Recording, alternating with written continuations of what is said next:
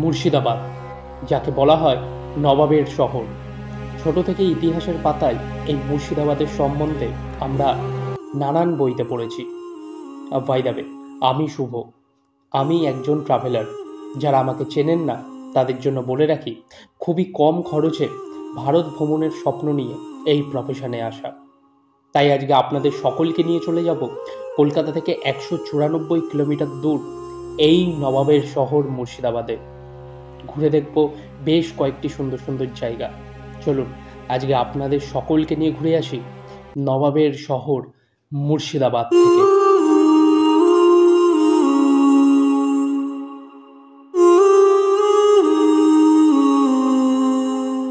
Hello বন্ধুরা, welcome back to my channel. স্বাগত জানাচ্ছি তোমাদের আরও একটা নতুন ভিডিওতে।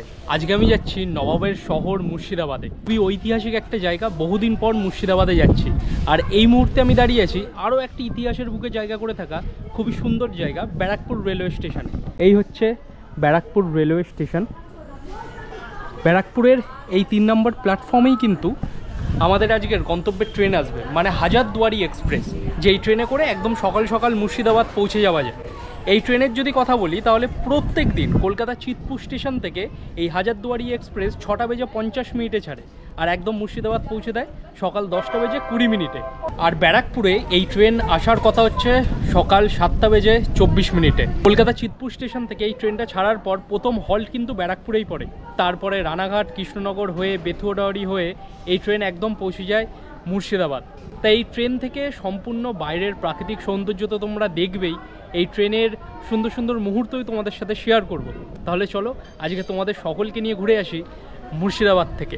চ্যানেলে প্রথম হয়ে থাকলে অবশ্যই কিন্তু চ্যানেলটাকে সাবস্ক্রাইব করে পাশে থাকা বেল আইকনটা প্রেস করে দিও পরবর্তী ভিডিওগুলোর নোটিফিকেশনের জন্য। তাহলে চলো আজকের ভিডিওটা শুরু করা যাক। Let's go. ঘড়িতে তখন সময় সকাল 7:22।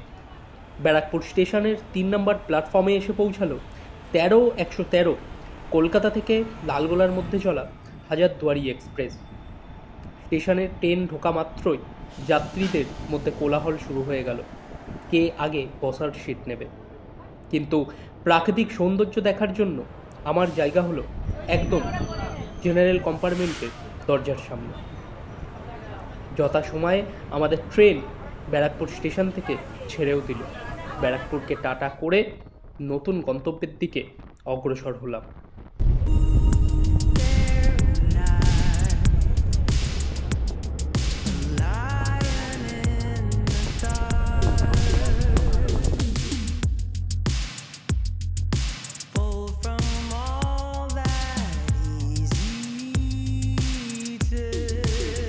পলাশী স্টেশন।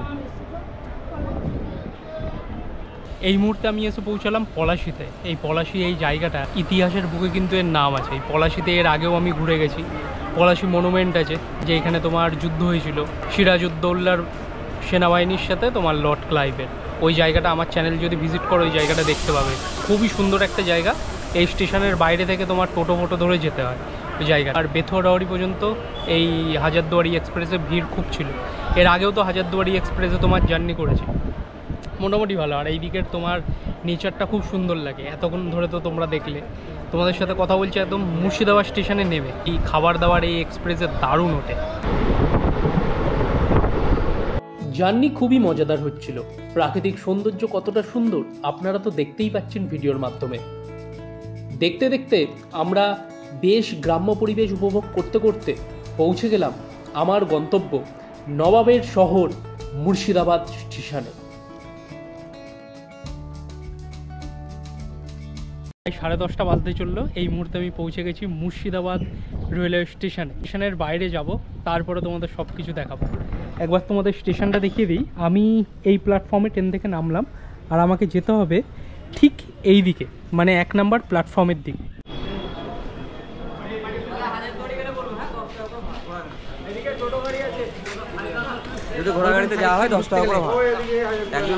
চলে এলাম মুর্শিদাবাদ স্টেশনের একদম বাইরে। এইখানে লেখা আছে দেখো, থ্যাংক ইউ। এইখান থেকে ওয়েলকাম কিন্তু মুর্শিদাবাদ স্টেশনের। আর তোমরা যখন এইখানে এন্ট্রি করবে এইখান থেকে কিন্তু তোমরা সব কিছু জায়গায় ঘুরতে পারবে। এখানে টোটোর সার্ভিস আছে, ঘোড়ার গাড়ি আছে, এইসব করে তোমরা রিজার্ভ করে বিভিন্ন জায়গা ঘুরতে পারবে। বাইরে বেরিয়ে তোমরা প্রচুর খাবার দাবারের দোকান দেখতে পাবে।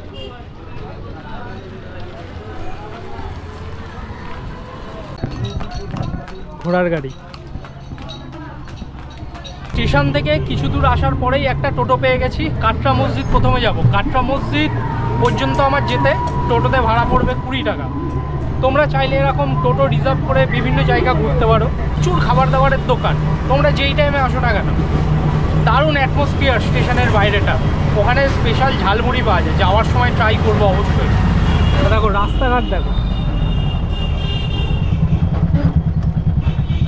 প্রতিটা জায়গার মধ্যেই তোমরা ইতিহাসের ছোঁয়া পাবে, এমন একটি জায়গা। এই হচ্ছে সেই ঐতিহাসিক কাটরা মসজিদ। স্টেশন থেকে এত পর্যন্ত আসতে আমার সময় লাগলো 15 থেকে 20 মিনিট মতো টোটোতে।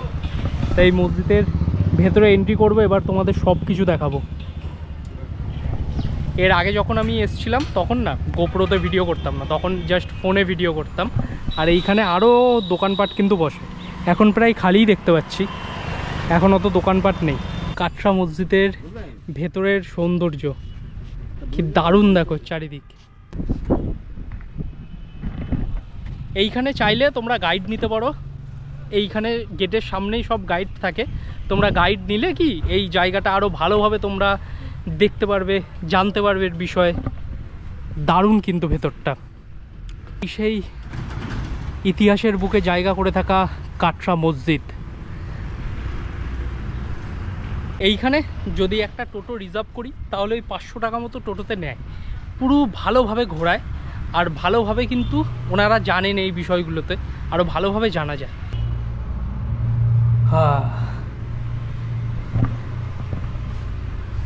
এন্ট্রি করলাম কাটরা মসজিদের একদম ভেতরে। ওপরের যেই ঘরগুলো দেখতে পাচ্ছ, এইখানে যত মেহমানরা আসতেন তারা কিন্তু এই ঘরগুলোতেই থাকতেন।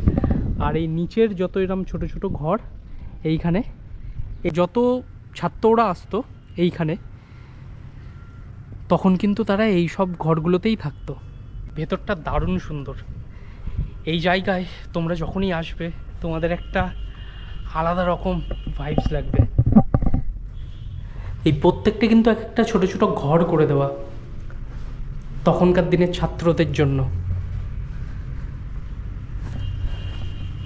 কাটরা মসজিদের ভেতরটা এতটা সুন্দর।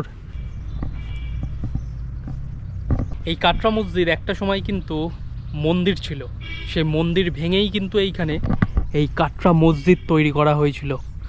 আর সেটি তৈরি করিয়েছিলেন বাংলার প্রথম নবাব মুর্শিদ কুলি খাঁ। তিনিই কিন্তু এইখানে মন্দির ভেঙে মসজিদ করেছিলেন।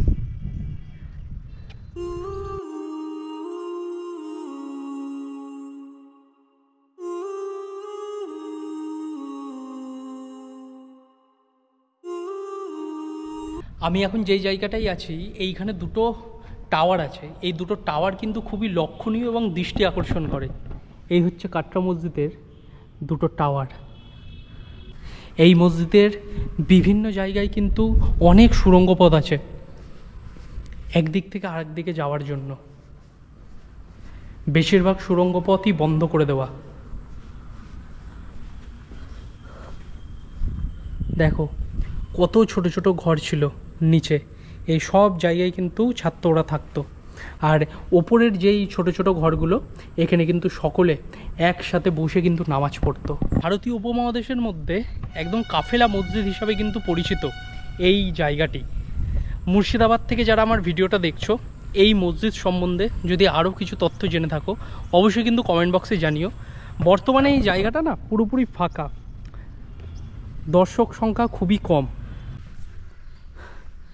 এটিই হচ্ছে মুর্শিদ কুলি খাঁয়ের সমাধি।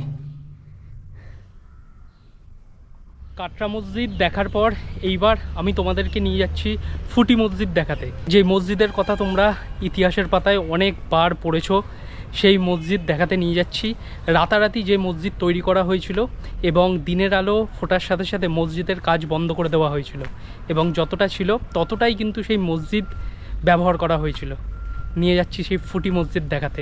কাটরা মসজিদ থেকে হেঁটে ওখানে জিজ্ঞেস করলাম, বলল 2 মিনিট মতো লাগবে। এই জায়গাটা দেখো কি দারুণ, এদিকে চারিদিক আমবাগান, কি সুন্দর। আর সুন্দর এই ছায়া ঘেরা গ্রামের রাস্তা দিয়ে আমি যাচ্ছি ফুটি মসজিদের দিকে। গ্রামের দিকে এলে না এইরকম সুন্দর সুন্দর একটু দৃশ্য চোখে পড়ে, কি দারুণ। দেখো মনে হচ্ছে দাঁড়িয়ে দাঁড়িয়ে এই সুন্দর জায়গার দৃশ্য উপভোগ করি। যারা এরকম গ্রাম ভালোবাসো অবশ্যই কিন্তু কমেন্ট বক্সে জানিও, এবং তোমরা কোথা থেকে আমার ভিডিওটা দেখছো, এবং যদি গ্রাম থেকে দেখে থাকো অবশ্যই কমেন্ট বক্সে কমেন্ট করো, তোমাদের গ্রামেও ঘুরতে যাবো। চলো যাওয়া যাক ফুটি মসজিদের দিকে।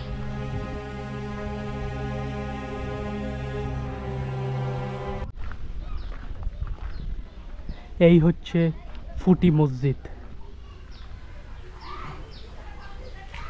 কি ভয়ানক একটা জায়গা এই মসজিদের আশপাশটা।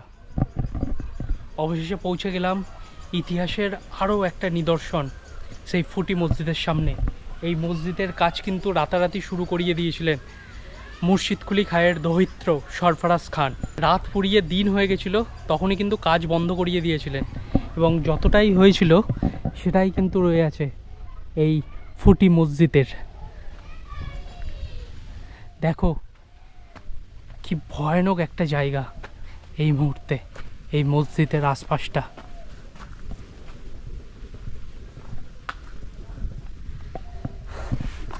কেমন ভাবে উঠতে হয় এই মসজিদে। এই হচ্ছে ফুটি মসজিদ। এইখান থেকে আলো পড়ছে নিচে,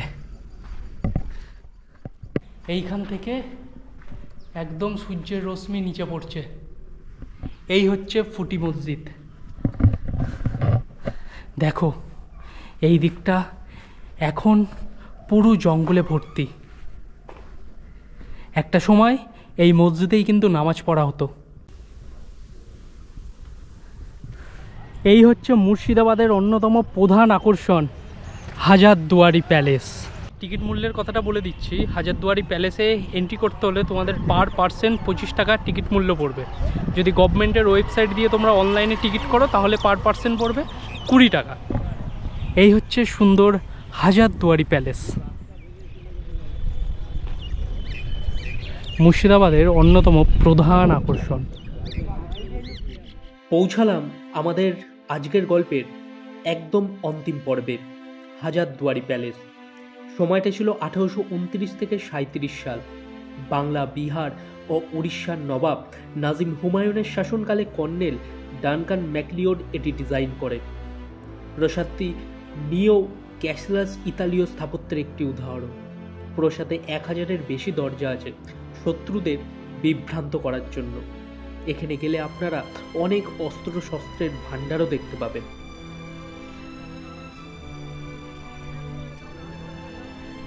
সামনেই হচ্ছে মুর্শিদাবাদ স্টেশন, আর এই লাইনটা সোজা চলে যাচ্ছে কিন্তু আজিমগঞ্জের দিকে।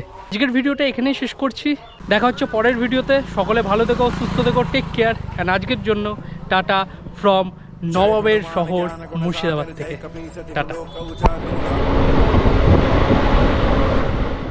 আজকের গল্প এইখানে শেষ করলেও খুব তাড়াতাড়ি কিন্তু আবার এই ইতিহাসে মোড়া জায়গা মুর্শিদাবাদে ফিরে আসবো।